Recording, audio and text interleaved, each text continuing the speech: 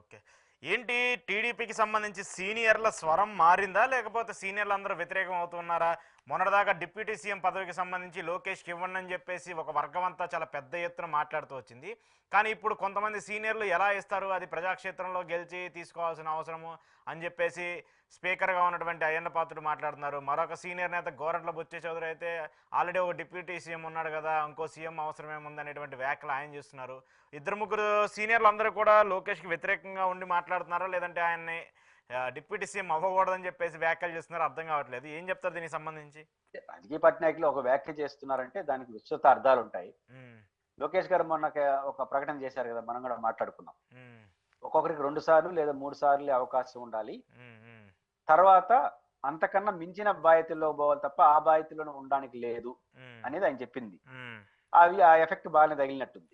వాళ్ళకా? అంటే ఇప్పుడు బుచ్చయ్య ఆ, చౌదరి గారికైనా ఆ ఇంకెవరికైనా ఇప్పుడు మీరు పేర్లు చెప్పిన వాళ్ళందరికి కూడా ఈ 2 టర్మ్స్ 3 టర్మ్స్ అయిపోయినాయి. ఉమ్, కాబట్టి ఇప్పుడు వాళ్ళకి అంతకన్నా పైకి ఆడికి పోవాలి. ఉమ్, యాడికి పోయి దానికి స్కోప్ లేదు. లోకేష్ గారికి కూడా ఆయన చెప్పిన లెక్క అయిపోయింది. ఉమ్, చంద్రబాబు నాయుడు గారికి అయిపోయింది. ఉమ్. 2 సార్లు 3 సార్లు అనేది. అంటే వాళ్ళిద్దరు కానీ తప్పితే లోకేష్ మిగతా వాళ్ళందరినీ మార్చొచ్చు. కాదు, లోకేష్ గారు కూడా కట్టుబడి ఉంటాడు. ఎట్ట ఉమ్, కట్టుబడి ఉంటాడు? ఉమ్, 2029 ఎన్నికల్లో మళ్ళీ గెలిచారనుకోండి ఉమ్, తెలుగుదేశం పార్టీ, ఉమ్. మళ్ళీ మంత్రి అవడానికి ఆయన చెప్పిన సూత్రం ఒప్పుకోదు. ఆయన మంత్రి కాడు కదా, మళ్ళీ ముఖ్యమంత్రి కదా అవుతాడు. అవును. ఉమ్, ఉమ్, లోకేష్ గారు వరకు చంద్రబాబు గారు ఏ బాధ్యత తీసుకోడు కదా. ఉమ్. లోకేష్ కి ముఖ్యమంత్రి చేయడం కంటే కేంద్రానికి పోతే పోవచ్చు, లేకపోతే రెస్ట్ తీసుకోవచ్చు, ఓకే. వెనక నుంచి నడపచ్చు. ఉమ్, కానీ వాళ్ళిద్దరికి ఆ సూత్రం కరెక్ట్ గా వర్తి వాళ్ళకి సేఫ్. ఉమ్, ఇప్పుడు మీరు చెప్పిన సీనియర్ లీడర్లకి అంతకన్నా ఎక్కువ కావాలంటే ఏం చేయాలి? ముఖ్యమంత్రి ఒక ముఖ్యమంత్రి ఇస్తారా? ఇవ్వరు కదా. ఈ లోకేష్ గారికి ఉన్న ఇసులుబాటు వాళ్ళకి లేదు కదా. ఉమ్, కాబట్టి లోకేష్ గారు ఈ సూత్రం 2 సార్లు 3 సార్లు కొత్త వాళ్ళకి అవకాశం ఇవ్వాలనే సూత్రం ఏదైతే పెట్టాడో ఉమ్, అది కొంచెం బాగానే తగులినట్టుంది. ఉమ్. ఆ తగిలింది కాబట్టి కొద్దిగా దాని ఎఫెక్ట్ డైరెక్ట్ గా మాకు అంటారా అంటే అంటే బుచ్చే చౌదరి గారు అయితే పాపం ఆయన మంత్రివర్గంలో వస్తుంది, స్థానం వస్తుందని చాలా ప్రయత్నించాడు. కానీ ఆయనకి కొత్త అదేమంటారు గడ్డు నిరాశ. కాలం అనుకోవాలా లేకపోతే ఏదో అది.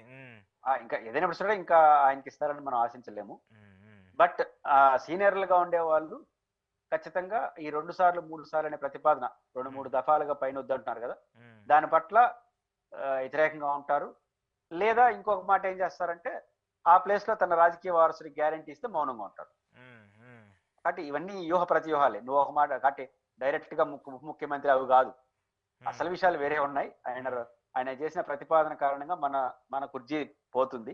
ఉమ్, ఆ కుర్చీ ప్లేస్ లో ఆ, కోపం వస్తుంది. ఆ తర్వాత పని మళ్ళీ లోకేష్ గారు మాట్లాడి దానికి ఏముంది లేని మీ వారసుడు మీ కొడుకు రాజకీయ వారసుడు వాళ్ళకే ఇస్తాంలే ఆ సీటు, వాళ్ళని అడ్జస్ట్ చేస్తాంలే అని ఉమ్. చెప్పిన మళ్ళీ సర్దుకుంటారు. కాబట్టి ఇవి కొనసాగుతూనే ఉంటాయి. Okay, okay, okay.